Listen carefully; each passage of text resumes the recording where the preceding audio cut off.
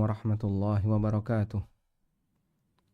Alhamdulillah wassalatu wassalamu ala Rasulillah wa ala alihi wa sahbihi wa mawalah. Wa ashhadu an la ilaha illallah wahdahu la syarika lah. Wa ashhadu anna Muhammadan abduhu wa rasuluh sallallahu alaihi wa ala alihi wa sahbihi wa man tabi'ahum bi ihsanin ila yaumiddin. Alhamdulillah, puji syukur kita haturkan kehadirat Allah Azza wa Jalla di kesempatan sore hari ini bersama sahabat ilmu Darmais. Kembali kita melanjutkan kajian rutin dengan membaca buku Al-Minah Al-Aliyah fi Bayanis Sunan Al-Yaumiyah. Dan insyaallah kita masih membahas tentang zikir ketika sebelum tidur. Qira'atu adhkarin naum, membaca zikir sebelum tidur. Sebagaimana yang pernah kita sampaikan bahwa zikir sebelum tidur termasuk di antara yang sangat ditekankan dalam syariat ini. Bahkan Nabi SAW pernah memberikan peringatan dalam sebuah hadis yang sahih dari sahabat Abu Hurairah radhiyallahu anhu yang diriwayatkan oleh Abu Dawud dan yang lainnya. Rasulullah SAW bersabda, "Manittaja'a madja'an", barang siapa yang hendak tidur, lam yadhkurillaha, dan dia tidak berzikir menyebut nama Allah, fihi, ketika itu, illa kana alaihi tiratan yaumal qiyamah, kecuali itu akan menjadi tirah, menjadi penyesalan, karena ada cacat di situ. Akan menjadi penyesalan baginya kelak di yaumil qiyamah. Hadis riwayat Abu Dawud dan yang lainnya. Dan ini menunjukkan betapa zikir sebelum tidur termasuk di antara hal yang sangat ditekankan dalam syariat kita. Termasuk di antaranya adalah zikir ketika berada di sebuah majelis. Nabi SAW bersabda, "Man qa'ada maq'adan", siapa yang duduk di sebuah majelis, lam yadhkurillaha, dan dia tidak mengingat Allah Azza wa Jalla, tidak berzikir, fihi, di majelis itu, illa kana alaihi tiratan, kecuali akan menjadi penyesalan baginya yaumal qiyamah, kelak di hari kiamat. Demikianlah kondisi orang yang tidak berzikir ketika tidur, di mana akan menjadi cacat bagi dia dan dia akan sangat menyesal kelak di hadapan Allah Subhanahu wa taala di hari kiamat. Dan satu hal yang layak untuk kita tanamkan, bahwa menjelang tidur itu adalah penghujung dari kehidupan kita di hari itu. Karena pada saat hamba itu tidur, hakikatnya dia mati sesaat. Tidur itu sama dengan mati sesaat. Dan sangat berpeluang besar untuk mati selamanya. Karena itu para ulama mengatakan wafat itu ada dua. Wafat ada dua. Ada yang disebut dengan wafat kecil, al-wafatus sughra, al-wafat as-sughra. Itulah tidur. Wafat as-sughra ini adalah tidur. Dan ada yang disebut dengan wafat besar, al-wafat al-kubra.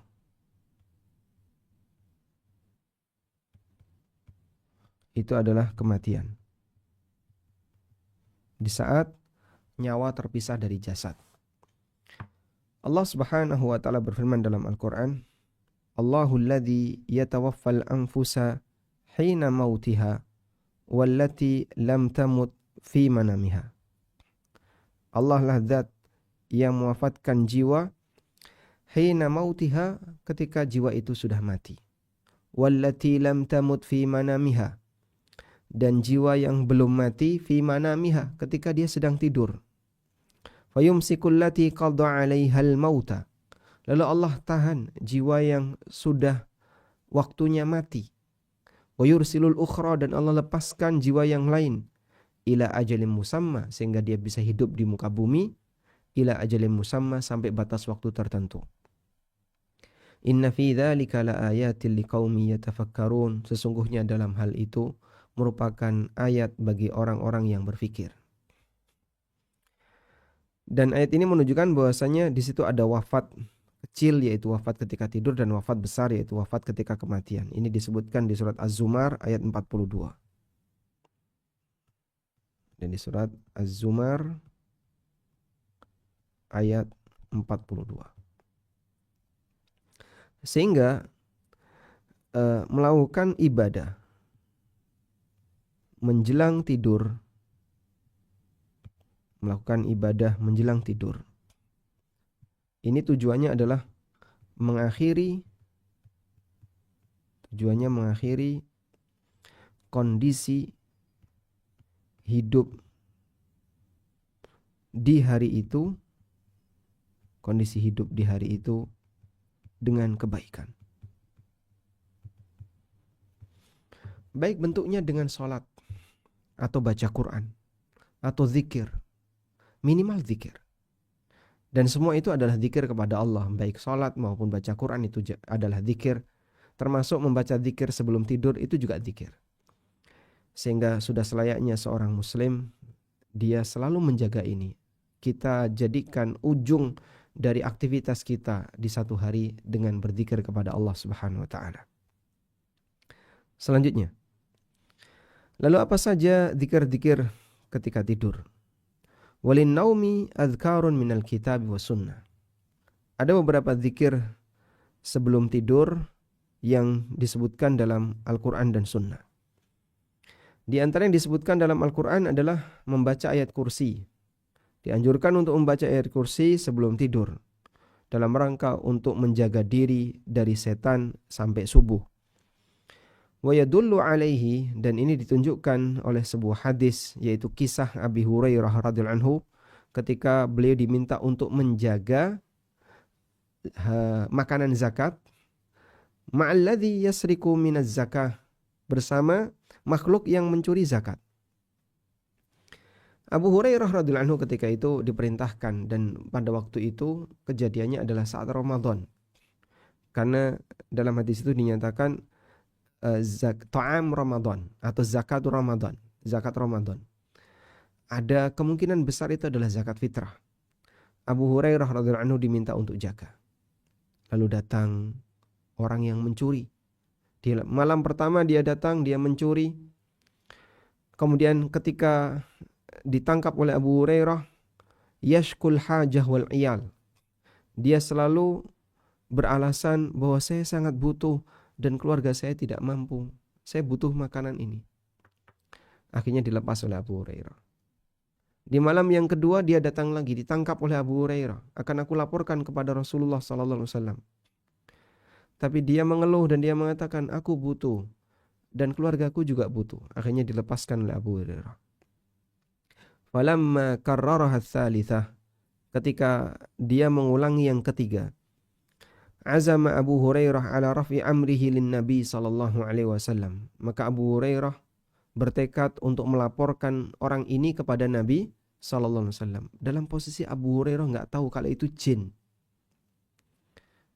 Dan ini salah satu di antara dalil bahwa manusia bisa melihat jin ketika dia berubah wujud. Kalau dalam kondisi normal enggak bisa. Rupa asli enggak bisa. Sebab Allah Subhanahu wa taala menegaskan dalam Al-Qur'an, innahu yarakum huwa wa qabiluhu min haitsu la tarawnahum. Innahu yarakum huwa wa qabiluhu min haitsu la tarawnahum. Allah Ta'ala berfirman di surat Al-A'raf ayat 27, ya bani Adam la yaftinannakumus syaitan kama akhraja abawaykum minal jannah yanzi'u anhuma libasahuma liyuriyahuma sawatihima innahu yarakum, sesungguhnya dia yaitu iblis, yarakum bisa melihat kalian, huwa iblis, wa qabiluhu dan seluruh keturunannya, seluruh kabilahnya, min haitsu la tarawnahum, dari tempat di mana kalian tidak bisa melihat mereka. Sehingga normalnya manusia tidak bisa melihat jin, tapi jin bisa melihat manusia. Itu normal. Tapi bagaimana kalau manusia bisa melihat jin? Ketika manusia bisa melihat jin, kondisinya adalah saat dia berubah wujud. Sehingga jin dalam rupa asli, maka atau ketika tidak menampakkan diri dalam rupa asli atau tidak menampakkan diri. Pada posisi ketika jin tidak menampakkan diri, maka manusia tidak bisa melihatnya.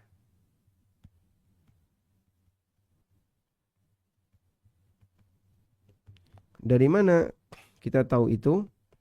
Tadi di ayat surat Al-A'raf ayat 27. Surat Al-A'raf ayat 27. Baik. Kemudian yang kedua, jin berubah wujud. Berubah wujud dalam bentuk yang lain sehingga dia menampakkan diri. Menampakkan diri. Bisa berubah wujud jadi rupa apa misalnya? Seperti rupa-rupa setan yang kita kenal di masyarakat kita. Gendruwo, kuntilanak, kemudian pocong, tuyul, dan seterusnya. Pak, itu videonya ada, Pak. Ketangkap dia. Ketangkap kamera. Iya, mungkin saja dia ketangkap kamera sebagaimana bisa ketangkap mata. Terus apa itu ketika dia berubah wujud dan menampakkan diri? Ya, dia mampu seperti itu. Nah, dalam kondisi ini manusia bisa melihat. Sebagaimana Abu Hurairah radhiyallahu anhu menangkap si pencuri ini, kemudian sampai 3 kali, lalu mau dilaporkan kepada Nabi SAW. Qala, kemudian makhluk itu pun memelas dan mengatakan, da'ni, lepaskan aku. U'allimka kalimatin yanfa'ukallahu biha. Akan aku ajarkan kepada Anda, kepada kamu, kalimat-kalimat semoga Allah memberikan manfaat bagimu dengan kalimat itu. Qultu wa ma huwa?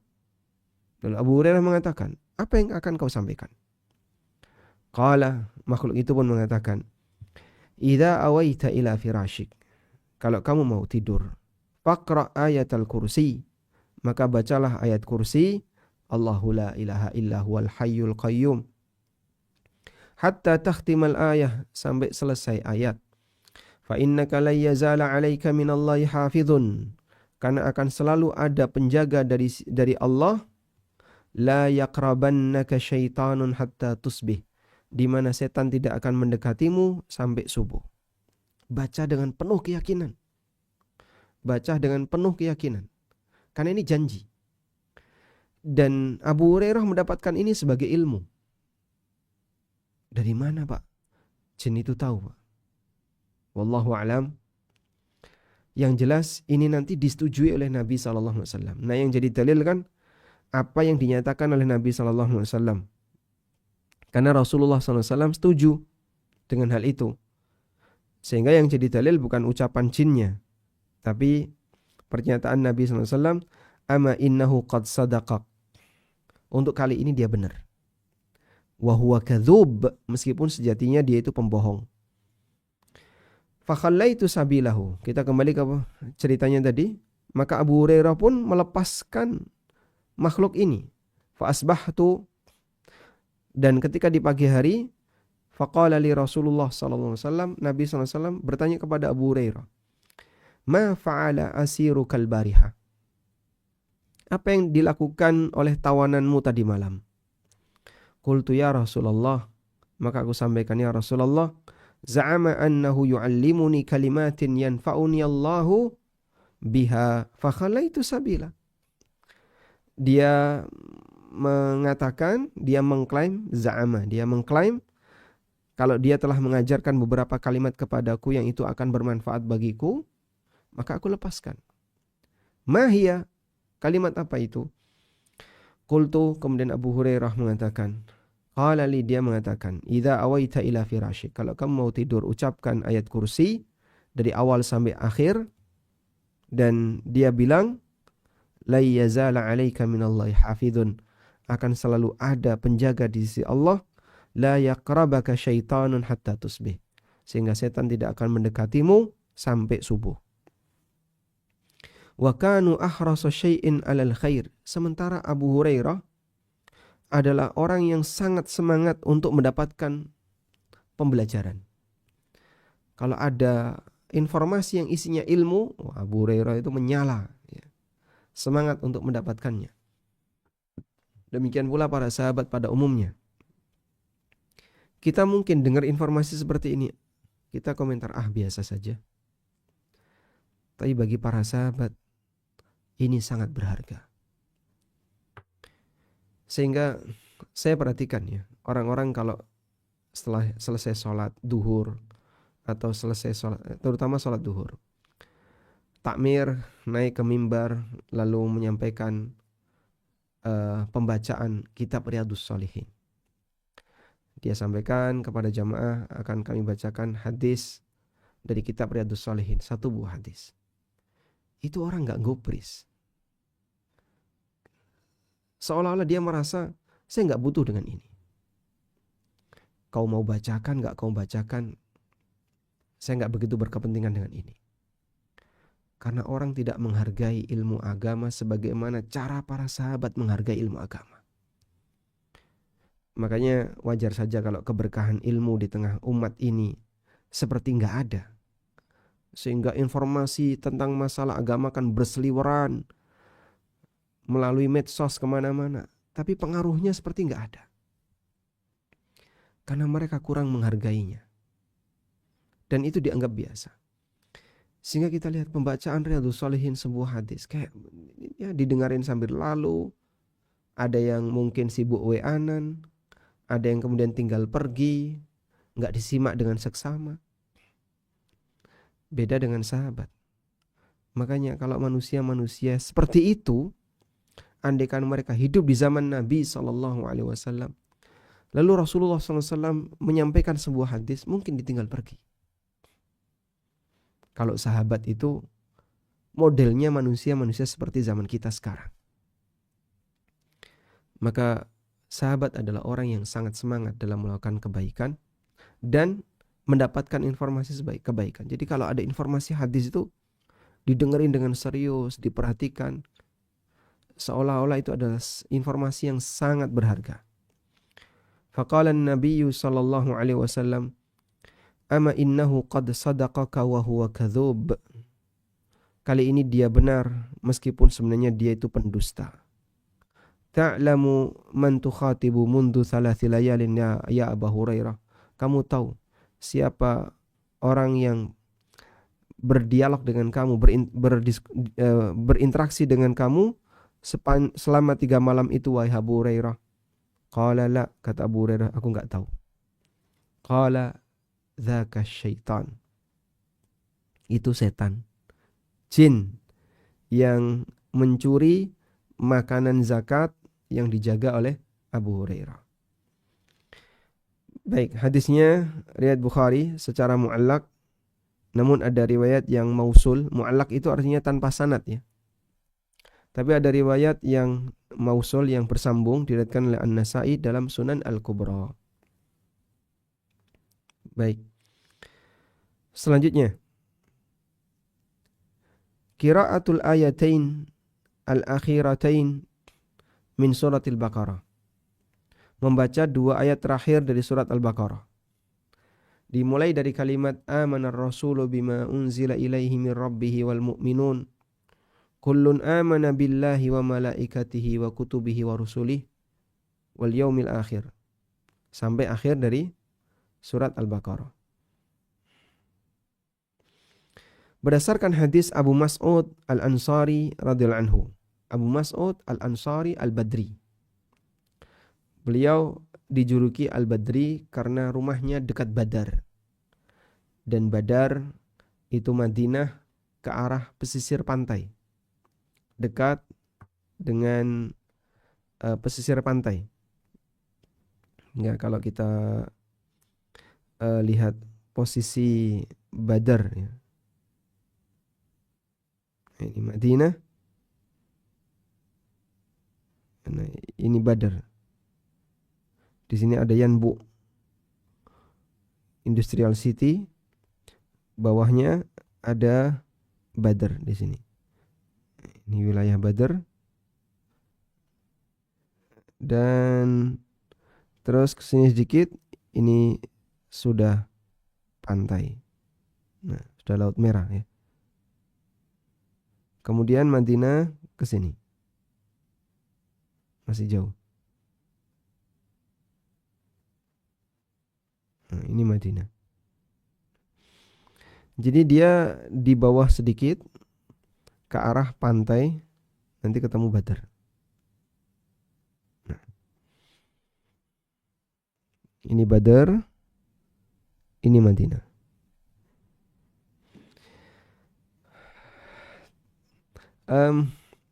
Abu Mas'ud Al-Badri. Kenapa beliau dijuluki Al-Badri? Umumnya para ulama mengatakan karena dia rumahnya di Badr, bukan karena peserta perang Badar. Meskipun ada juga yang mengatakan bahwa Abu Mas'ud termasuk yang ikut perang Badar. Qala Rasulullah sallallahu alaihi wasallam, Rasulullah sallallahu alaihi wasallam bersabda, "Man qara'a hatainil ayataini min akhir suratil Baqarah." Siapa yang membaca dua ayat terakhir dari surat Al-Baqarah, fi lailatin, dalam waktu semalam, kafatahu, itu sudah cukup baginya. Wal ayatan min akhir suratil Baqarah, dua ayat dari akhir surat Al-Baqarah itu bukan zikir tidur secara khusus, tapi zikir yang dibaca di waktu malam. Sehingga mau dibaca setelah maghrib boleh, setelah isya boleh, menjelang tidur juga boleh. Faman lam yaqra'huma bil-lail wa tadzakkara dzalika inda naumi. Bahkan siapa yang di awal malam belum sempat baca, lalu ketika ngelilir saat bangun tidur di waktu malam, ketika terjaga kok teringat, falyaqra'huma hina idzin, dia bisa baca. Dia bisa baca dua ayat itu. Selanjutnya, apa makna kalimat kafatahu? Dua ayat itu akan mencukupinya. Wakhtulifa, dan ulama beda pendapat mengenai makna kafatahu. Faqila, ada yang mengatakan kafatahu min qiyamil lail. Maka itu sudah mencukupi baginya dari qiyamul lail. Maksudnya dengan membaca dua ayat ini akan dimudahkan oleh Allah untuk qiyamul lail. Waqila, dan ada yang mengatakan kafatahu minasyaitan. Allah akan cukupi dia dari gangguan setan. Waqila, dan ada yang mengatakan kafatahu minal afat. Allah akan cukupi dia dari aneka penyakit, aneka bencana. Wa yahtamilul jami', dan maknanya bisa mencakup semuanya. Sehingga bisa dimaknai Allah cukupi dari qiyamul lail, Allah cukupi dari gangguan setan, dan Allah cukupi dari segala gangguan penyakit. Semuanya bisa tercakup. Kama qala An-Nawawi rahimahullah, sebagaimana yang dinyatakan oleh An-Nawawi. Karena waktu malam itu waktu yang dimana potensi bahaya bermunculan. Umumnya binatang-binatang buas keluar di waktu malam, termasuk juga binatang-binatang berbisa keluar di waktu malam.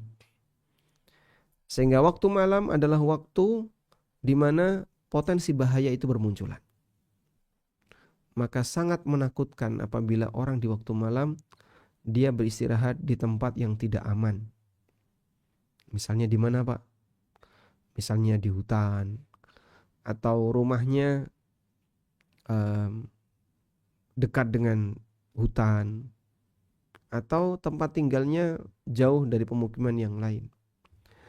Termasuk juga di sekitar kita. Anda yang tinggal di kota, potensi malam juga, potensi waktu malam, potensi jahat bermunculan. Kejahatan di si manusia. Sebab waktu malam banyak orang yang istirahat, sehingga kadang orang jahat beraksi ketika waktu malam. Maka bacalah dua ayat ini di setiap malam. Semoga Allah lindungi kita dari semua potensi kejahatan itu. Berikutnya qira'atu suratil Ikhlas. membaca surat Al-Ikhlas dan Al-Mu'awwidhatain, surat Al-Falaq dan An-Nas. Wan nafsu biha fil kaffain, thumma masahal jasad bihima 3 marrat. Kemudian ditiupkan ke kedua telapak tangan. Setelah baca Qul huwallahu ahad, Allahus samad, lam yalid wa lam yulad wa lam yakul lahu kufuwan ahad. Qul a'udzu birabbil falaq, qul a'udzu birabbin nas, kemudian ditiupkan. Terus diusapkan ke seluruh badan yang bisa dijangkau. Dilakukan sebanyak 3 kali. Dan ini disebutkan dalam hadis Aisyah radhiyallahu anha. Kana sallallahu alaihi wasallam idza awa ila firashihi. Nabi sallallahu alaihi wasallam kalau mau tidur, kulla lailatin, setiap malam, jam'a kaffai, maka beliau gabungkan kedua telapak tangannya. Thumma nafatha bihima, thumma nafatha fihima, faqara'a fihima. Kemudian beliau tiupkan ke kedua tangannya dengan membaca surat Al-Ikhlas, Al-Falaq, An-Nas. Thumma yamsahu bihima mastata'a. Kemudian dia usapkan semampunya. Min jasadihi, di jasad beliau, di badan beliau. Yabda'u bihima ala ra'sihi wajhi. Beliau mulai dari kepala dan wajah beliau. Wa ma aqbala min jasadihi, dan bagian depan dari jasad beliau. Yaf'alu dzalika 3 marratin. Beliau lakukan itu sebanyak 3 kali. Ini apa ini? Ruqyah harian.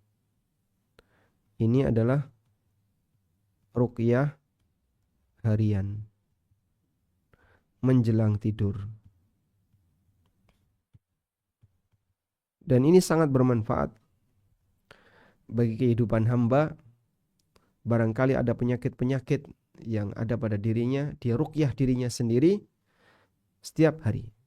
Jadi ini ruqyah harian menjelang tidur dilakukan oleh diri sendiri.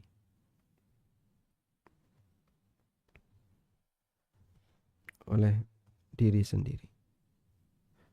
Dan Nabi SAW merutinkan ini, bahkan sampai pun ketika beliau sudah gak bisa apa-apa, sakit menjelang wafat, dibacakan oleh Aisyah radhiyallahu anha, lalu yang dipakai ngusap tangannya Nabi SAW.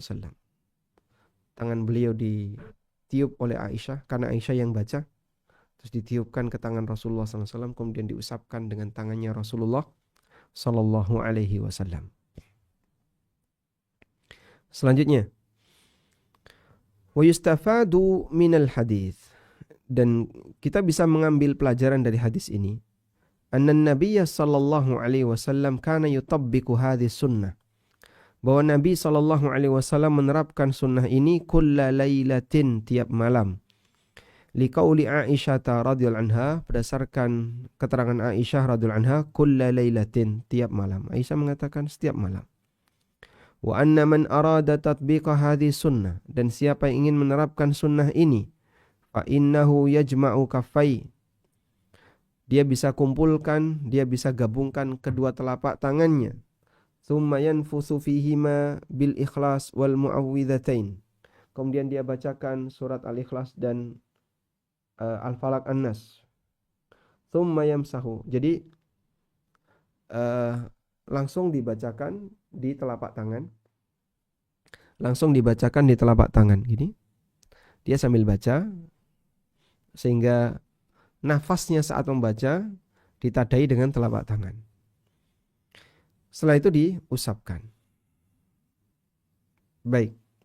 Wan nafsu syabihun bin nafhi wa huwa akhaffu min at-taful. Lianna at-taful la yakunu illa ma'ahu syai'un min ar-riq. Yang dimaksud dengan an-nafsu adalah meniupkan. Dan ini tidak sampai keluar ludah. Tidak sampai keluar titik-titik ludah. Meskipun ada juga yang mengatakan ini sambil mengeluarkan titik-titik ludah. Sehingga nyembur bersamaan dengan titik-titik ludah. Baik. Terus caranya gimana? Baca dulu atau meniupkan dulu? Fil hadithi ishkalun, dalam hadis ini ada sedikit pembicaraan. Wa huwa anna zahiral hadith, yadullu ala anna an-nafsa yakunu qabla al-qira'ah. Bahwa makna zahir dari hadis, meniup itu dilakukan sebelum membaca. Lalu apa manfaatnya meniup ketika itu? Min ahlil ilmi, di antara para ulama, man yara, ada yang berpendapat bahwa ditiupkan dulu baru membaca. Nah, terus baca qul huwallahu ahad Allahu samad. Ya, niupnya enggak sekencang itu ya. Berdasarkan dari hadis. Dan ini pendapat Syekh Albani. Wa minhum, dan ada juga yang berpendapat bahwa meniup setelah qiraah. Baca dulu qul huwallahu ahad, qul a'udzu birabbil falaq, qul a'udzu birabbin nas. Terus ditiupkan. Ya. Li'anna al-barakata innama takunu fi hadzal manfus.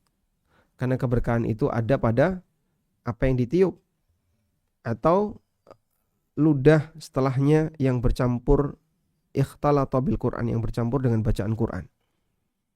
Ini sebagaimana keterangan Asy-Syirazi Al-Hanafi, zahirul hadis, zahir dari hadis menunjukkan bahwa beliau alaihissalam meniupkan kedua telapak tangannya dulu kemudian membaca. Hadza lam yakul bihi ahadun, dan tidak ada satupun ulama yang mengatakan demikian. Walaysa fihi faidah, dan tidak ada nilai manfaatnya. Wala'alla hadza sahwun minal katib, bisa jadi penulis hadis lupa dalam hal ini, au minar rawi, atau perawinya lupa.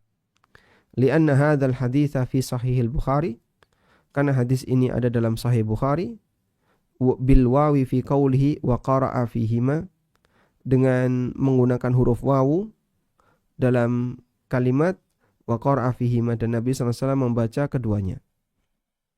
Wa hadzal haditsu yadullu ala anna an-nafsa ba'da tilawatil Quran. Hadis ini menunjukkan bahwasanya meniup itu dilakukan setelah baca Quran atau setelah ta'widz, membaca Al-Falaq dan An-Nas.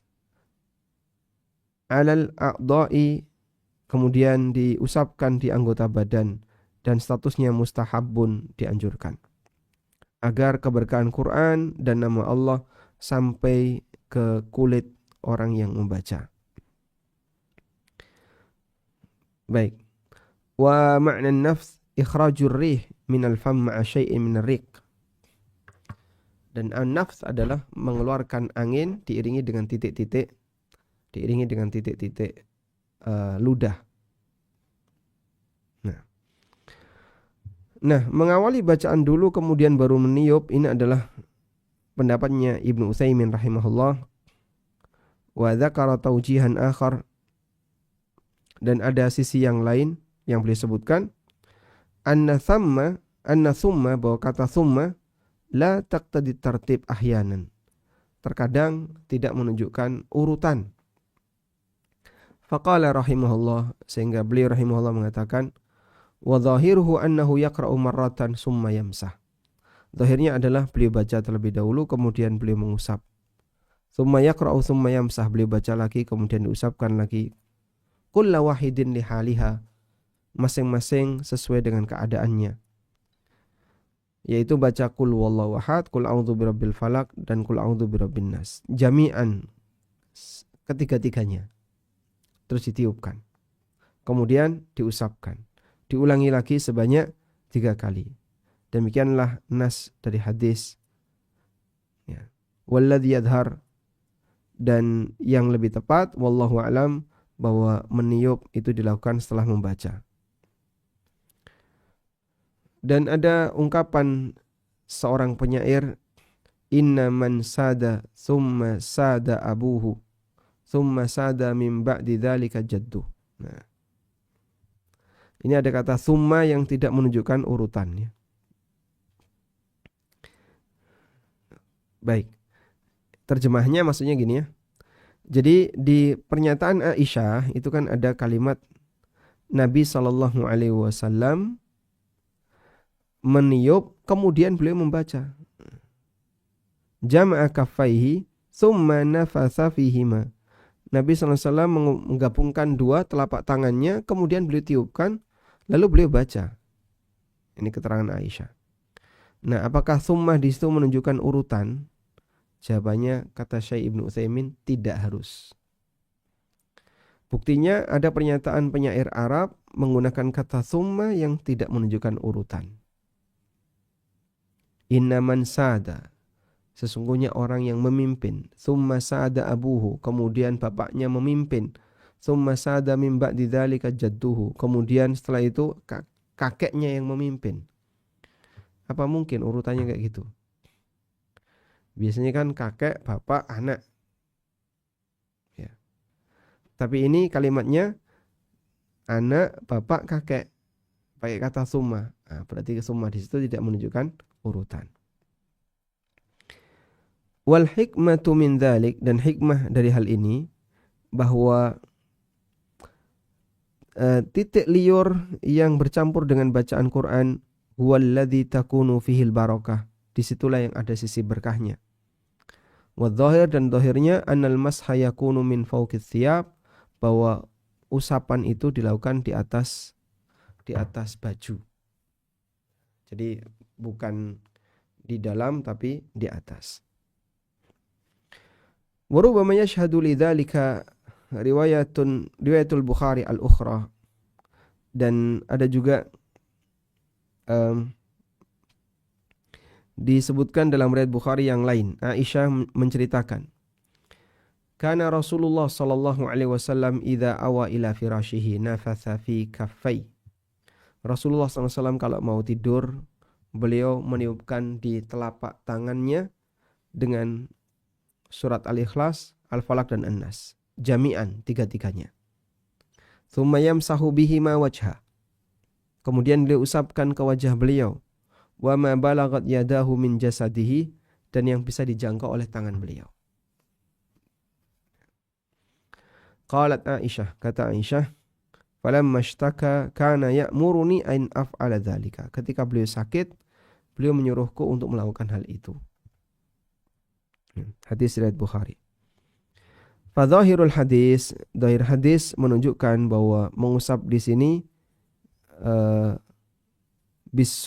bisuwari nafsiha la qablaha, bahwa mengusap bahwa an-nafas meniupkan di sini adalah sekaligus dengan surat yang dibaca, bukan sebelumnya. Jadi kesimpulannya, bagaimana teknis membaca 3 surat ini dan ditiupkan ke tangan? Ada 3 pendapat. Pendapat pertama mengatakan gabungkan kedua telapak tangan terus ditiupkan. Setelah itu baca Al-Ikhlas, Al-Falaq, An-Nas, kemudian diusapkan. Lakukan sebanyak 3 kali. Pendapat kedua, gabungkan telapak tangan, kemudian baca Al-Ikhlas, Al-Falaq, An-Nas. Sudah? Setelah itu diusapkan. Jadi tiupannya itu adalah hembusan angin ketika orang itu membaca surat-surat tadi. Cara yang ketiga, membaca terlebih dahulu Al-Ikhlas, Al-Falaq, An-Nas, kemudian tangan digabungkan terus ditiupkan, kemudian diusapkan. Dan pendapat yang pertama pendapat Syekh Albani, pendapat kedua salah satu pendapatnya Syekh Utsaimin, pendapat ketiga pendapat jumhur ulama. Wallahu a'lam. Kemudian hadis ini juga menunjukkan bagaimana semangat Nabi SAW untuk mengamalkan sunnah tersebut, di mana beliau melakukannya sampai pun ketika beliau sakit, dengan memerintahkan Aisyah radhiyallahu anha. Waja'a fi sahihain, dan disebutkan dalam Sahih Bukhari Muslim, ma yadullu, yang menunjukkan ala anna nafsa biha laisa faqat inda naum, bahwa meniup ini tidak hanya terjadi ketika hendak tidur, termasuk juga ketika beliau sakit. Dari Aisyah radhiyallahu anha bahwa Rasulullah sallallahu alaihi wasallam kana idza ishtaka nafatha ala nafsihi bil muawwidzat, ketika beliau sakit maka beliau meniupkan surat Al-Falaq, Al-Ikhlas, Al-Falaq, An-Nas. Wa masaha anhu biyadihi, dan beliau usapkan dengan tangan beliau. Falamma ishtaka waja'ahu alladhi tufiya fihi tafiqtu anfithu ala nafsihi bil mu'awwidhat. Ketika beliau semakin parah sakitnya, yang itu mengantarkan kepada wafatnya beliau, kata Aisyah, aku yang membacakannya. Lalu aku tiupkan wa amsahu biyadin Nabi sallallahu alaihi wasallam anhu, dan aku usapkan dengan tangan Nabi sallallahu alaihi wasallam. Wa fi riwayatin, dalam riwayat yang lain, wa amsahu biyadihi raja'a barakatiha. Aku usapkan dengan tangannya, dengan tangan beliau, dengan harapan mendapatkan keberkahannya. Hadis riwayat Bukhari, Muslim. Baik, insyaallah sudah cukup jelas ya. Jadi ada 3 teknis tadi dengan 3 pendapat ulama, dan ini juga dilakukan oleh Nabi SAW ketika sakit. Ini yang kita sebutkan tadi, ruqyah mandiri, dan itu dilakukan harian menjelang tidur. Dan biasanya orang terasa berat ya, karena biasanya orang lebih suka scroll gini, scroll ngantuk tidur. Dia lebih suka seperti itu. Scroll ngantuk, taruh HP-nya, tidur. Bahkan kadang HP masih di tangan, dia tidur sambil miring, kemudian videonya belum habis ditonton, sudah merem orangnya. Baik, kita lanjutkan. Nah, yang jadi masalah adalah kalau kemudian yang ditonton gak karuan ya, kemudian dia akhiri tidur atau harinya dengan itu, maka bisa jadi dia mengakhiri harinya ketika itu dengan kondisi yang kurang baik. Kita lanjutkan membaca surat Al-Kafirun. Berdasarkan hadis Urwah bin Naufal dari ayahnya, bahwa Nabi SAW pernah mengatakan kepada Naufal, Iqra' qul ya ayyuhal kafirun thumma nam ala khatimatiha. Baca surat Al-Kafirun, kemudian tidurlah ketika sudah selesai membacanya. Fa innaha bara'atun minasyirki, karena surat Al-Kafirun itu bukti bara'ah, berlepas diri. Bara'ah itu lawan dari al-wilayah. Kalau wilayah itu loyalitas, kalau bara'ah berarti anti loyal. Berarti apa? Anti loyal itu lawan dari loyal itu apa?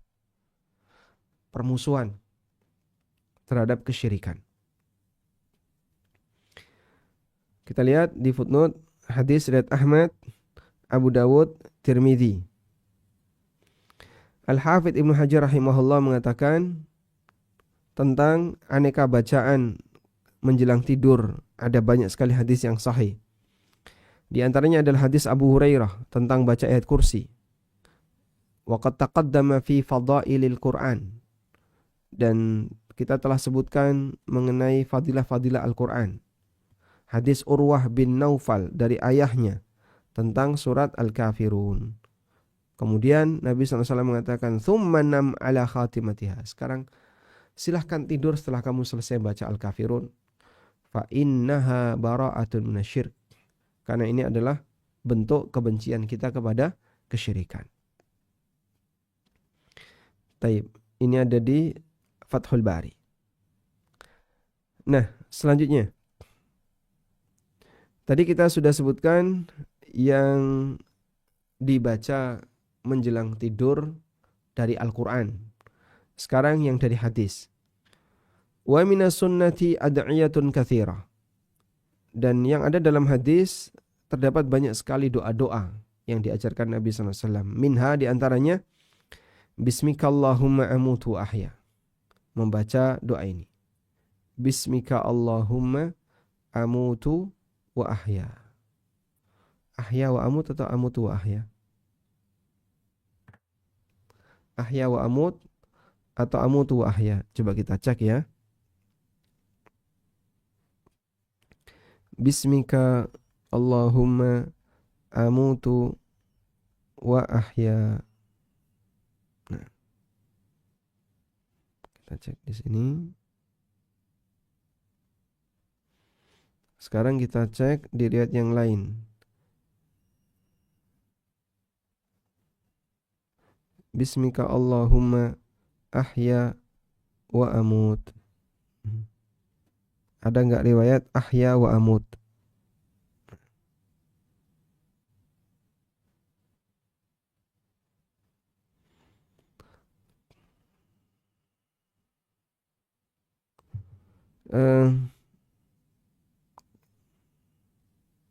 Kalau di sini sebentar. Ahya wa amut. Rata-rata amutu wa ahya. Coba kita cek ini ya. Hadis riwayat Bukhari dari Hudzaifah ibn Yaman bahwa Nabi SAW apabila hendak tidur beliau membaca Bismika Allahumma amutu wa ahya. Jadi amutu dulu kalimatnya. Ahya wa amut. Ini bisa nggak ini?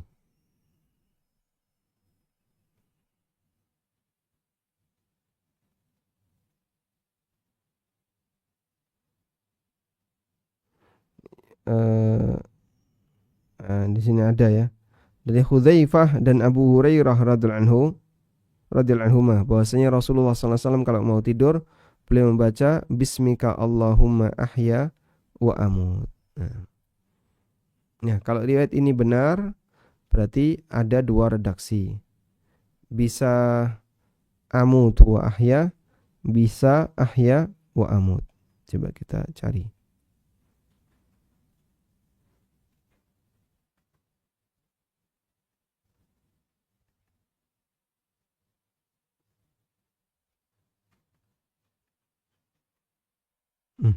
Susah, nggak bisa.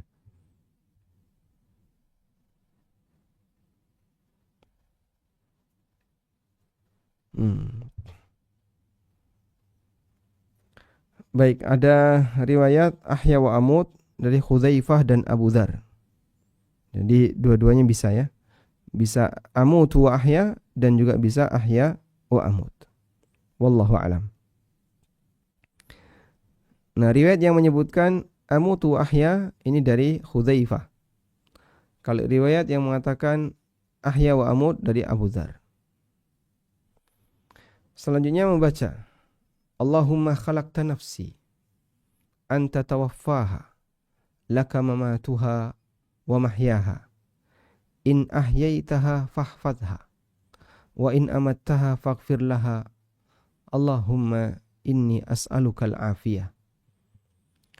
Ya Allah, engkau telah menciptakan jiwaku, wa anta tawaffaha, dan engkau yang akan mewafatkannya.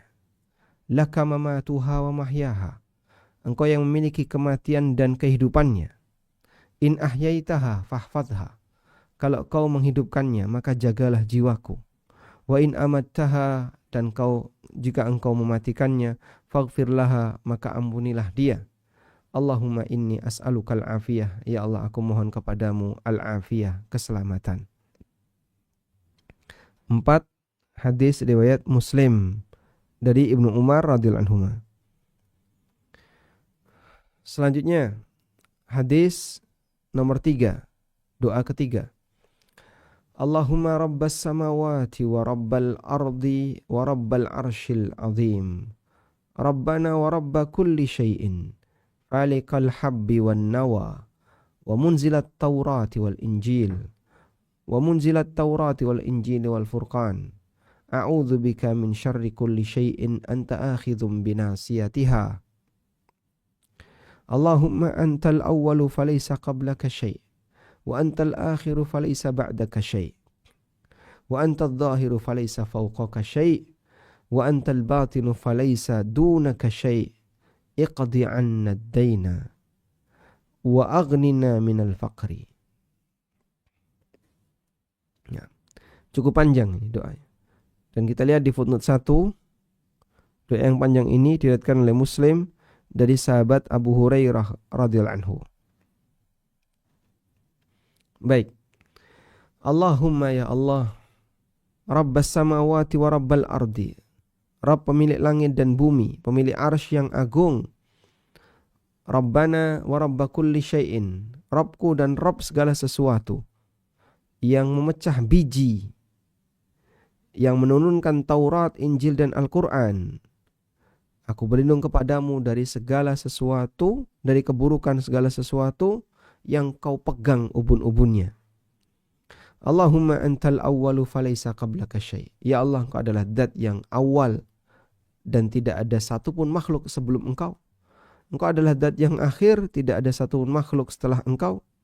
Engkau adalah yang zahir, tidak ada satupun makhluk di atasmu. Dan engkau adalah yang batin. Falaysa dunaka syai'un. Tidak ada satupun yang keluar darimu, yang keluar dari batasan yang ditetapkan oleh Allah. Iqdi anna ad-daina, maka lunasilah utangku. Wa aghnina minal faqri, dan berikan kecukupan bagiku sehingga tidak mengalami kondisi fakir. Masya Allah. Selanjutnya yang D. Bismika rabbi wada'tu jambi wa bika arfa'u. In amsakta nafsi farhamha. Wa in arsaltaha fahfadha bima tahfadhu bihi ibadakas salihin. Bismika rabbi, dengan namamu ya Allah. Wada'tu jambi, aku letakkan badanku, aku letakkan janbun adalah perut bagian samping.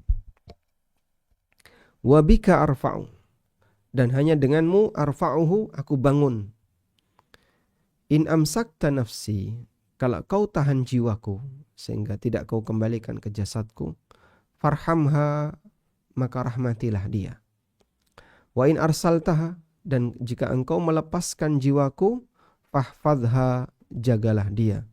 Bima tahfadhu bihi ibadakas salihin, sebagaimana engkau menjaga jiwa-jiwa para hambamu yang saleh. Kita lihat hadis riwayat Bukhari, Muslim dari hadis Abu Hurairah radhiyallahu anhu. Kemudian hadis yang lain, ini panjang ya, atau untuk berikutnya saja. Nah, ya cukup panjang di sini. Barangkali kalau kita baca semuanya bisa, tapi nanti waktunya habis untuk materi. Baik, mungkin kita sampai di sini dulu. Dan selanjutnya kami berikan kesempatan bagi Bapak Ibu sekalian yang tergabung di Zoom, jika ingin diskusi terbatas dengan menyampaikan pertanyaan, bisa kami persilahkan. Wassallallahu ala nabiyyina Muhammadin wa ala alihi wa sahbihi wasallam. Baik, karena di sini tidak ada moderator, coba kita urutkan yang resen terlebih dahulu sesuai dengan urutan yang atas. Silahkan.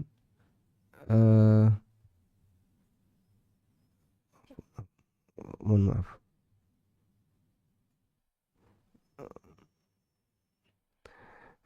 Bu Lelina, apa ini bacanya? Nah, silahkan. Nah, Ustadz, jazakallah khairan Ustadz atas waktunya dan izin untuk bertanya. Mau menanyakan tentang apakah termasuk sunnah, kita menjalankan sunnah Nabi ketika ada yang sakit atau menjelang sakaratul maut, lalu kita tadi Ustadz tadi yang ruqyah harian tadi Ustadz, itu pakai tangan kita atau pakai tangan dari yang sakit Ustadz? Itu saja Ustadz, jazakallah khair.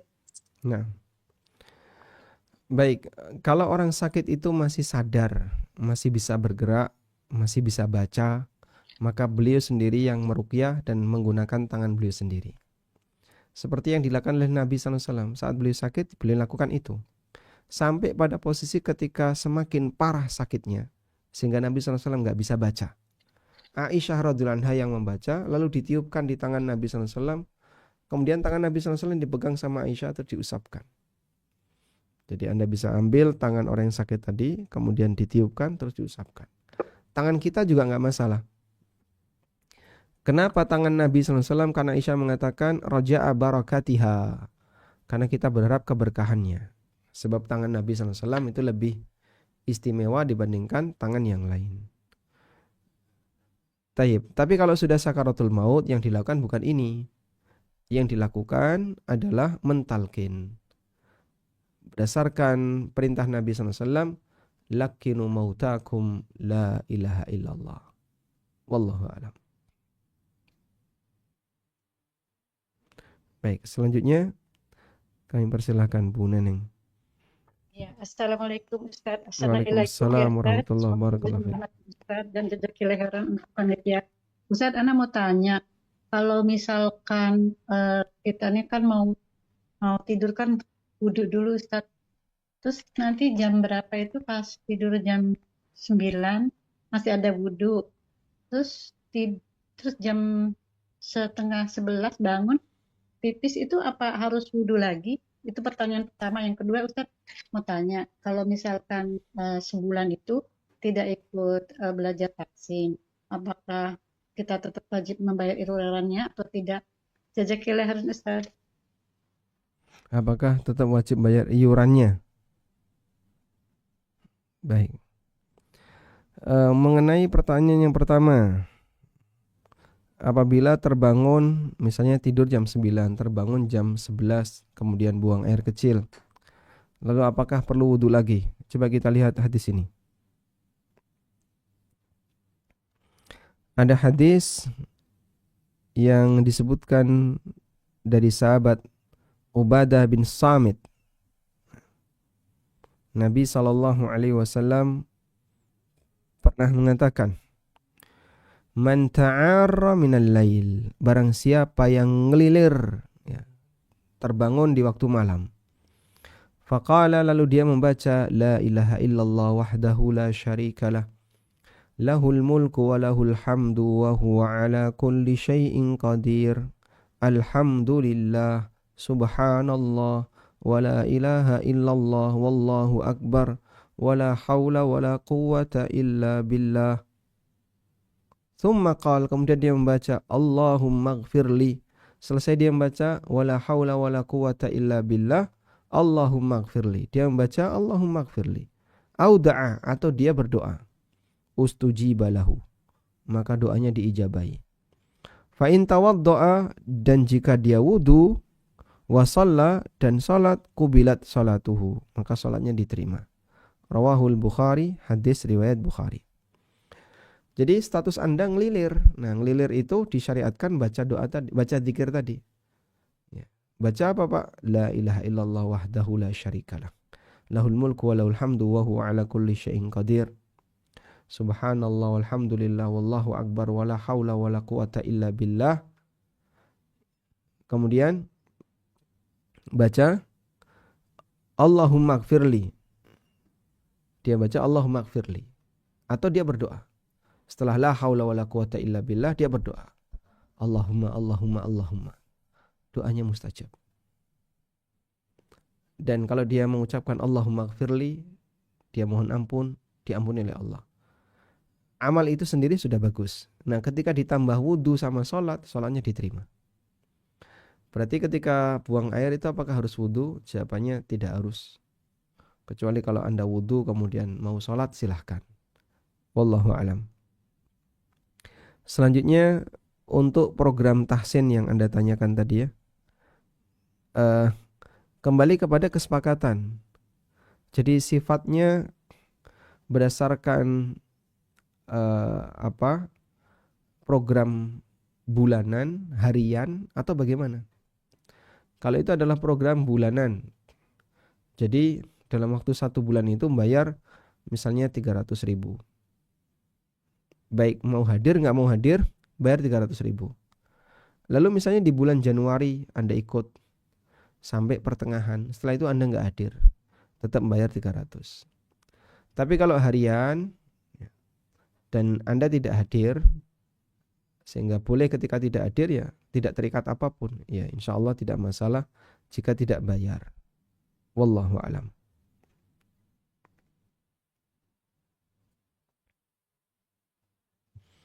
Baik, selanjutnya kami persilahkan Abu Zaki.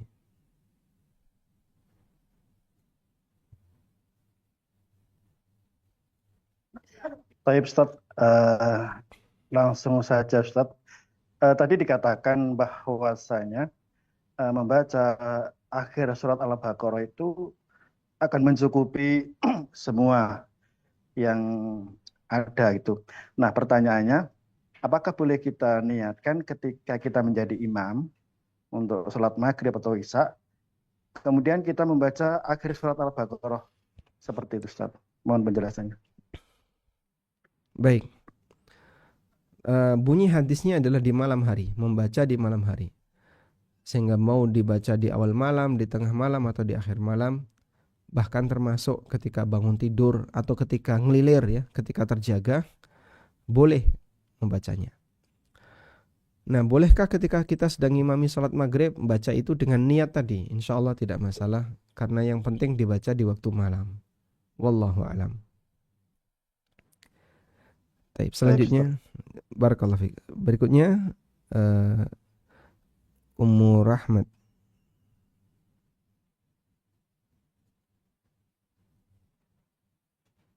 Assalamualaikum warahmatullahi wabarakatuh, Ustadz. Waalaikumsalam warahmatullahi wabarakatuh. Ahsanallahu ilaikum. Afan Ustadz, Barakallahu fiik. Ana mau tanya. Kan ketika berdoa itu adabnya kita memuji-muji Allah, kemudian salawat Nabi kan.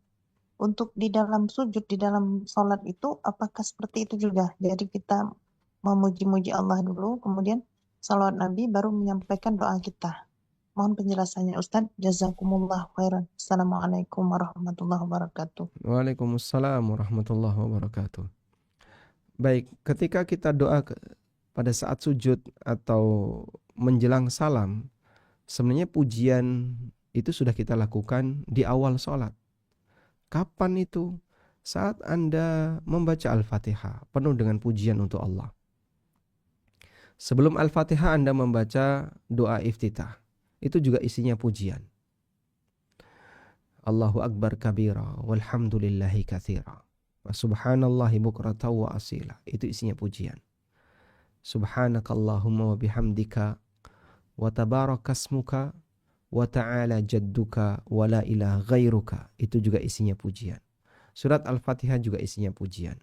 Sehingga dalam satu rangkaian sholat itu diawali dengan pujian. Takbiratul ihram, Allahu Akbar, yang kita lakukan diawali dengan pujian. Maka sebenarnya Anda sudah full pujian dalam kegiatan sholat yang Anda lakukan. Sehingga ketika Anda berdoa saat sujud maupun ketika menjelang salam, itu sudah penuh dengan pujian. Kemudian sholawatnya di mana Pak? Sholawatnya sudah ada ketika tasyahud. Jadi dalam satu paket sholat itu sudah ada pujian dan sholawat, maka tidak perlu dibaca secara khusus menjelang doa ketika sujud maupun ketika menjelang salam. Wallahu a'lam. Baik, selanjutnya kami persilahkan Ibu Putri. Assalamualaikum warahmatullahi wabarakatuh, Ustaz. Waalaikumsalam warahmatullahi wabarakatuh. Assalamualaikum ilaikum, Ustaz. Afwan, Ustaz, ketika seseorang sebelum tidur membaca doa seperti yang Ustaz jelaskan tadi, kemudian sambil meminta juga supaya dalam tidurnya nanti bermimpi bertemu dengan Rasulullah Shallallahu Alaihi Wasallam dan juga berharap Allah memberi petunjuk atas masalah yang dia hadapi di dalam mimpinya, Ustadz. Pertanyaan anak, apakah mungkin ada mimpi yang seperti Rasulullah dulu sebelum perang Uhud, Ustadz, bahwa sebelum perang Uhud Rasulullah bermimpi untuk menerapkan seperti mimpi ada seekor sapi yang disembelih gitu, Ustadz. Apakah mungkin manusia biasa juga akan bermimpi seperti itu, Ustadz, yang merupakan ini petunjuknya dan takwilnya, dan apakah ilmu tentang mimpi itu ada gitu, Ustadz, ilmu tentang takwil mimpi itu, Ustadz? Mohon nasihatnya, Ustadz. Jazakallahu khair wa barakallahu fik, Ustadz. Assalamualaikum warahmatullahi wabarakatuh. Waalaikumsalam warahmatullahi wabarakatuh. Yang pertama, bolehkah kita berdoa memohon kepada Allah Subhanahu wa taala agar bisa bermimpi ketemu Nabi sallallahu alaihi wasallam? Jawabannya, la haraja, tidak masalah. Ayas al-insanu rabbahu ru'yata nabiyhi sallallahu alaihi wasallam manaman. Tidak masalah seseorang minta kepada Allah untuk bisa melihat nabinya sallallahu alaihi wasallam dalam mimpi. Syauqan li ru'yatihi sallallahu alaihi wasallam, karena rindu untuk ketemu Rasulullah sallallahu alaihi wasallam. Intinya begini, selama itu mungkin, maka boleh diminta. Sehingga bolehkah kita berdoa kepada Allah memohon agar bisa mimpi ketemu Rasulullah sallallahu alaihi wasallam? Silahkan. Karena ketemu Nabi sallallahu alaihi wasallam dalam mimpi itu mungkin. Kalau ketemu Rasulullah sallallahu alaihi wasallam dalam dunia nyata, ini tidak mungkin. Yang bisa hanya dalam mimpi. Dan sepanjang doa itu mungkin terjadi, maka boleh diminta. Tapi kalau mustahil, nggak mungkin terjadi, tidak boleh diminta. Dan Rasulullah SAW sangat mungkin untuk di mana orang bermimpi ketemu beliau. Nabi SAW menyebutkan, man ra'ani fil manam faqad ra'ani. Siapa yang melihatku ketika sedang tidur, maksudnya siapa yang bermimpi ketemu dengan aku, berarti memang dia betul-betul bermimpi ketemu dengan aku. Fa inna syaitana la yatamatsalu bi, karena setan tidak pernah bisa menampakkan dalam mimpi seperti aku. Sehingga setan kemudian menampakkan dirinya dalam mimpi kepada seseorang persis seperti Rasulullah SAW tidak bisa. Dan itu keistimewaan Nabi SAW. Hadis riwayat Bukhari dan Muslim. Namun perlu diingat bahwa mimpi ketemu Nabi SAW, di situ Anda harus tahu ciri-ciri fisiknya. Seperti apa wajah Rasulullah SAW? Bagaimana ciri fisiknya? Kalau nggak pernah kenal, dari mana Anda bisa memastikan sosok yang Anda jumpai dalam mimpi itu adalah Nabi? Sementara Anda tidak pernah mengenalnya. Terus gimana Ustaz? Kalau saya ingin mengenal seperti apa ciri fisik Nabi SAW. Anda bisa membaca buku Asy-Syama'il Al-Muhammadiyah, karya At-Tirmidzi, salah satunya.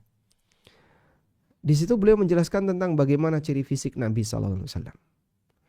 Sehingga bisa dijadikan acuan. Kalau kita ketemu sosok tertentu dalam mimpi, kok sama persis seperti yang disebutkan dalam hadis-hadis di Syama'il, Anda bisa pastikan ini adalah Rasulullah SAW. Karena setan gak bisa meniru seperti ini. Setan gak bisa meniru seperti itu. Nah, kalau orang gak kenal, ketemu sosok tertentu, dikiranya Nabi SAW, padahal itu bukan Nabi. Bagian yang kedua inilah yang perlu diwaspadai.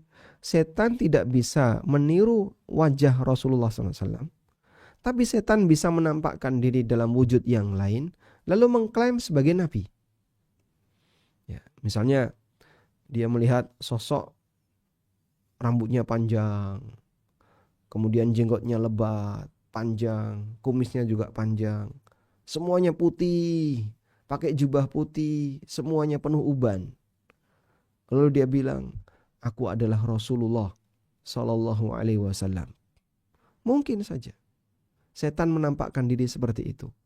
Tapi itu bukan Nabi Sallallahu Alaihi Wasallam, itu setan yang ngaku Nabi Sallallahu Alaihi Wasallam. Terus dia ngasih aneka pesan-pesan yang ternyata itu justru akan menyimpangkan orang ini dari jalan yang lurus. Waliyadzubillah. Karena dia nggak kenal.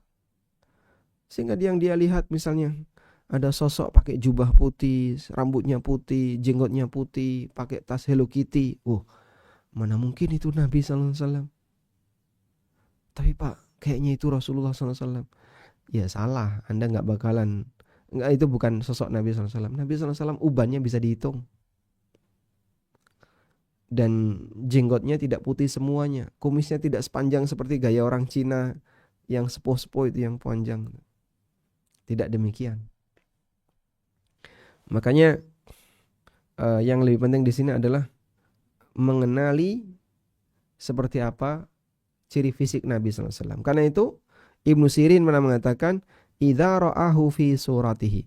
Dia betul melihat Nabi SAW dalam mimpi jika yang dilihat adalah sosok Rasulullah SAW sesuai dengan ciri fisiknya. Kalau tidak sesuai dengan ciri fisiknya, ya berarti itu bukan Nabi Shallallahu Alaihi Wasallam. Nah, selanjutnya boleh nggak minta petunjuk kepada Allah dalam mimpi? Yang lebih tepat istikharah. Ketika Anda punya masalah atau Anda butuh sesuatu, Anda berdoa. Kalau Anda dihadapkan pada pilihan, Anda istikharah. Apa yang terjadi setelah istikharah, itulah jawaban dari Allah. Kenapa nggak lewat mimpi, Pak? Karena tidak semua mimpi itu benar. Dan saat Anda berdoa seperti itu, bisa saja setan malah menampakkan diri memberi solusi dalam tidur, dalam mimpi. Akhirnya yang Anda terapkan itu solusi dari setan. Makanya mimpi terkadang tidak bisa diandalkan. Sebab tidak semua mimpi itu datang dari Allah. Nabi SAW pernah mengingatkan dalam hadis riwayat Bukhari. Ar-ru'ya thalathun. Mimpi itu ada 3. Hadithun nafsi. Wa lu'batus syaitan. Wa bushram minar rahman. Yang pertama adalah bawaan perasaan. Terlalu pengen tertentu sampai mimpi. Ini mohon maaf ya. Ada banyak terkadang wanita itu bilang, saya bermimpi ketemu Anda. Saya mimpi ketemu kamu. Maka saya pengen dinikahi sama kamu. Ya itu karena kamu sedang jatuh cinta. Makanya mimpi ketemu dia. Dalam mimpiku ada kamu. Iya, saking kuatnya pengaruh perasaan tadi. Karena dia sedang jatuh cinta. Makanya yang terlihat dalam mimpinya adalah orang itu. Itu hadithun nafs. Karena bawaan perasaan. Pengen sekali punya anak. Karena lama gak punya anak. Dia bermimpi gendong anak. Itu takwilnya apa, Pak? Oh, itu karena bawaan perasaan. Yang kamu gendong apa? Anaknya tetangga. Oh, berarti kamu cuma ngomong anaknya tetangga, bukan anak kamu. Sehingga banyak sekali mimpi itu sebenarnya adalah bawaan perasaan. Yang kedua, permainan setan. Ditakut-takuti sama setan. Melihat sesuatu yang menakutkan. Sampai kadang teriak. Saya pernah melihat ada orang yang teriak-teriak gitu. Dan merem dia. Teriaknya sampai kencang sekali. Terus saya bangunin. Ternyata dia mimpi, habis itu ngos-ngosan dia. Yang ketiga, busyram minallah, kabar gembira dari Allah. Nah, karena ada 3 kemungkinan ini, maka kita nggak bisa pastikan ini solusi dari Allah ataukah justru malah bisikan perasaan atau bisikan setan. Karena itu mintalah petunjuk kepada Allah tanpa harus membatasi dengan mimpi. Bisa jadi Allah berikan petunjuk itu dalam dunia nyata. Anda ketemu orang ngasih nasihat, ngasih saran dan seterusnya. Dan yang mengubah takdir, yang menetapkan takdir itu Allah. Mimpi tidak bisa mengubah takdir. Karena itu ikuti saja jalan hidup ini dan mintalah kepada Allah yang terbaik. Salah satunya seperti doa yang dibaca ketika kunut. Allahumma hdina fi man hadait, wa afina fi man afait, wa tawallana fi man tawallait, wa barik lana fi ma a'tait, wa qina syarra ma qadait. Ada kalimat wa qina syarra ma qadait, lindungilah kami ya Allah dari keburukan apa yang kau takdirkan. Anda bisa minta itu dan serahkan kepada Allah bagaimana cara Allah Ta'ala dalam menyelesaikannya. Wallahu a'lam. Baik. Selanjutnya kami persilahkan. Bismillah Ustadz, Ana mau tanya soal ruqyah mandiri. Ana tuh pernah dengar kalau punya anak dan masih kecil itu nanti orang tuanya yang melakukan, apa ibunya, apa ayahnya. Nah itu apakah kalau memang betul, apakah sekali doa jadi sekalian kita ruqyah mandiri, tiup sekali untuk kita sendiri lalu untuk anak, atau satu-satu gitu, masing-masing jadi orang tuanya iya, nanti bacakan doa lagi baru untuk anaknya. Lalu kalau anaknya lebih dari 1 itu bagaimana? Apakah harus satu-satu semua dibacakan gitu Ustadz? Terima kasih. Jazakallahu khair. Anda bisa tiru kalimat ini ya. Ini yang dibaca oleh Nabi SAW ketika mendoakan Hasan dan Husain. Dalam hadis dari Abdullah bin Abbas radhiyallahu anhuma riwayat Bukhari. Kana Nabi sallallahu alaihi wasallam yu'awwidzul Hasan wal Husain. Nabi sallallahu alaihi wasallam memohonkan perlindungan untuk Hasan dan Husain. Wa yaqulu, dan beliau mengatakan, inna abakuma, sesungguhnya bapak kalian yaitu Ibrahim, kana yu'awwidzu biha Ismail wa Ishaq. Beliau memohonkan kepada Allah perlindungan untuk dua anaknya Ismail dan Ishak. A'udzu bikalimatillahi tammati min kulli syaitanin waham wa min kulli ainin lam. Ya. A'udzu bikalimatillahi tammati min kulli syaitanin waham wa min kulli ainin lam. Aku berlindung dengan kalimat-kalimat Allah yang sempurna dari setiap gangguan setan dan binatang berbisa, serta dari setiap gangguan ain, ya, gangguan ain yang menyakitkan. Nah, jadi Anda bisa bacakan ini untuk anak Anda, atau kalimat a'udzu bikalimatillahi tammati min syarri ma khalaq. Bisa sambil dielus-elus, digendong dan seterusnya.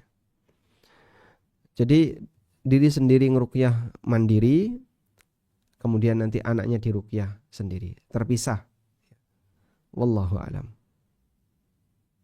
Nah. Selanjutnya kami persilahkan berikutnya Bu Eva.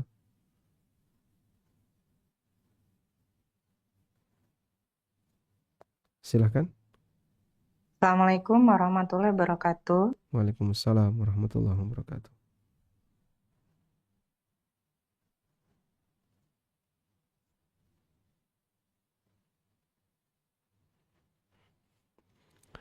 Apakah perlu mengulang wudhu dari awal? Tadi suara Anda terputus, bisa diulang. Iya Ustadz, pertanyaan pertama, jika kita kentut di tengah-tengah wudhu Ustadz, apakah perlu mengulang wudhunya dari awal? Nah, Yang kedua, apa disunahkan juga untuk mengucapkan pujian kepada Allah dan salawat kepada Nabi setelah selesai doa di sujud dan tasyahud akhir? Syukran Ustadz. Assalamualaikum warahmatullahi wabarakatuh. Waalaikumsalam warahmatullahi wabarakatuh. Jika di tengah wudhu kita ngentut, apakah harus mulai wudhu dari awal? Jawabannya iya. Karena wudhu kita batal. Saat ngentut kan batal. Misalnya sudah dapat satu tangan kanan, dari mulai cuci tangan, kumur, sampai tangan kanan, sampai siku. Terus ngentut. Nah, ini kan berarti batal semua ini. Maka yang tadi sudah cuci muka, sudah cuci tangan kanan, ini dianggap nggak berlaku karena ngentut. Maka harus diulangi dari awal. Sudah? Kalau nekat terus wudhu, ya nanti sholatnya batal. Karena wudhunya batal.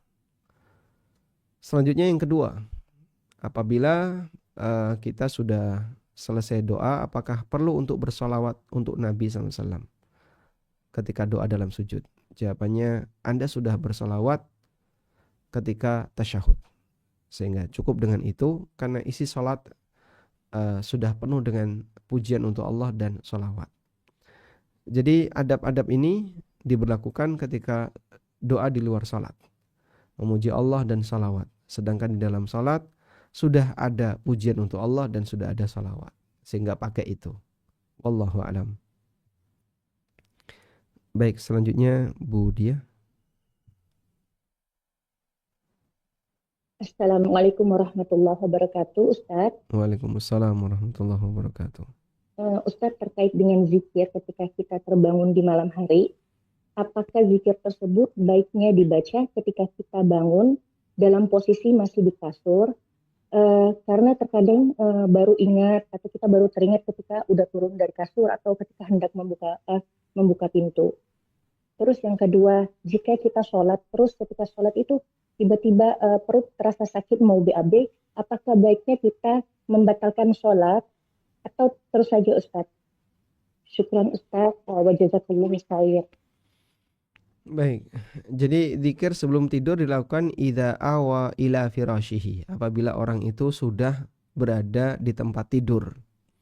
Maka zikirnya dibaca ketika berada di tempat tidur. Jadi bukan duduk di kursi terus selesai zikir baru ke tempat tidur, bukan. Tapi sudah, orang Jawa menyebut mapan turu. Nek wis mapan, nah baru baca zikir. Kalau dia masih belum menyiapkan diri untuk tidur, maka zikirnya ditunda sampai nanti ketika dia berada di tempat tidur. Wallahu alam. Kemudian yang kedua berkaitan dengan apa tadi?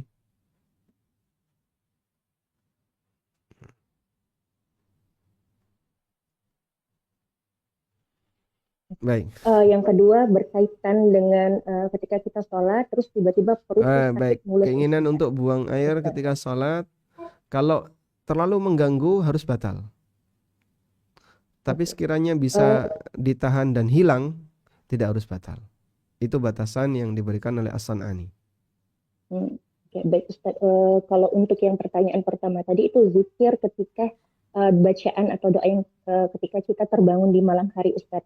Yang la ilaha illallah wahdahu la syarika lah lahul mulku wa lahul hamdu wa ala kulli syai'in qadir. Ya. Wa subhanallah walhamdulillah wa la ilaha illallah wallahu akbar. Allahumma ighfirli. Apakah itu harus kita baca ketika kita masih ketika kita terjaga, atau boleh tidak ketika kita sudah turun dari kasur? Karena kan terkadang baru ingat, oh iya ya, ada doa yang lupa kita baca. Begitu Ustaz. Baik, boleh dua-duanya. Boleh saat masih berada di atas kasur atau boleh setelah meninggalkan kasur. Bahkan misalnya sudah keluar dari toilet baru ingat, baca itu boleh. Terus kembali lagi tidur. Nah,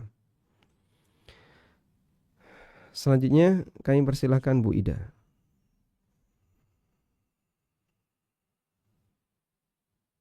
Assalamualaikum warahmatullahi wabarakatuh, Ustaz. Waalaikumsalam warahmatullahi wabarakatuh. Assalamualaikum, Ustaz. Barakallahu fikum. Ustaz, bisa disampaikan apakah ada doa yang bisa dibaca di dalam sholat, doa yang menyatakan bersyukur gitu, Ustaz, bersyukur kepada Allah atas segala nikmat gitu. Dan dalam hal ini apakah alhamdulillahillazi bi ni'matihi tatimmus sholihat bisa dibaca ketika sujud, Ustaz? Jazakallahu khairan. Anda saya arahkan untuk membaca kalimat ini. Ini ada di Al-Quran, surat Al-Ahqaf dan surat An-Naml. Kalimatnya kurang lebih sama ya. Coba kita tampilkan.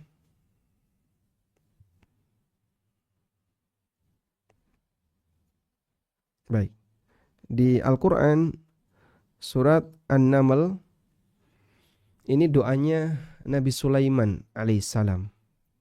Fatabassama dhahikan min qawliha. Sulaiman tersenyum ketika mendengar suara semut. Wa qala rabbi auzi'ni an ashkura ni'mataka allati an'amta alayya wa ala walidayya wa an a'mala salihan tardah wa adkhilni birahmatika fi ibadikas salihin. Ini doanya Sulaiman. Kemudian ada di surat Al-Ahqaf ayat 15. Wa wassaynal insana biwalidayhi ihsana hamalathu ummuhu kurhan wa wada'athu kurha wa hamluhu wa fisaluhu 30 syahran hatta idza balagha ashuddahu wa balagha 40 sanatan qala. Ketika manusia itu sudah dewasa mencapai 40 tahun dalam posisi badannya seger, puncak kuatnya, kemudian dia baca, Rabbi auzi'ni an ashkura ni'mataka allati an'amta alayya wa ala walidayya wa an a'mala salihan tardah wa aslih li fi dhurriyyati inni tubtu ilaika wa inni minal muslimin. Anda bisa baca doa ini. Ini doa bersyukur kepada Allah ya, yang disebutkan dalam Al-Quran. Bisa di surat Al-Ahqaf ayat 15 atau tadi surat An-Naml tentang Sulaiman di An-Naml ayat 19. Demikian, semoga bermanfaat. Wassallallahu ala nabiyyina Muhammadin wa ala alihi wa sahbihi wasallam. Wa akhiru da'wana anil hamdulillahi rabbil alamin. Wassalamualaikum warahmatullahi wabarakatuh.